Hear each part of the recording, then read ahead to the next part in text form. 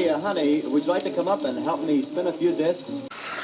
Alright, so I put this back together. Radio works, you know, and phonograph, the motor works, and I even convinced the changer to work. Obviously, the cartridge is still dead. So, what I did is I ordered 2 of these, like, Crosley cartridges. They'll work fine for this, probably, from Amazon. And I'm gonna stick these on here and see how these work. So, just a sec. Alright, this is great news. So, you know, when we go to radio, but then, when we go to phono,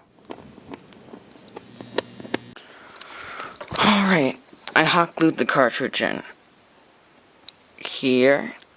I know it's not pretty, but you won't be able to see it, probably. Ready?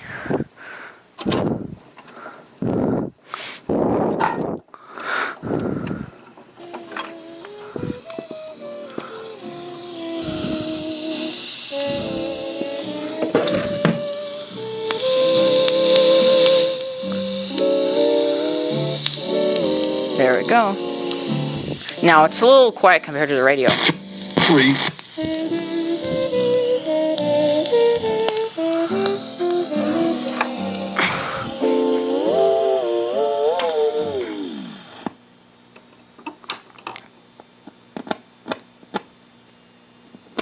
The cartridge works.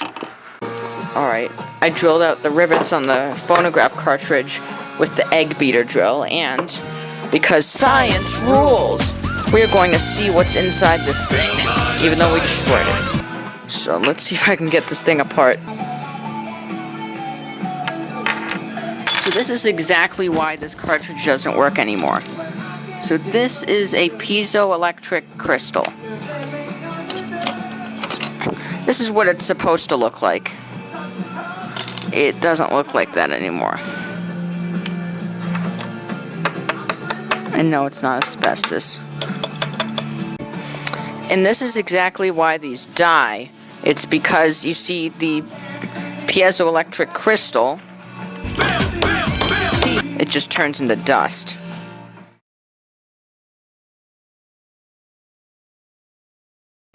Here we go, we got the...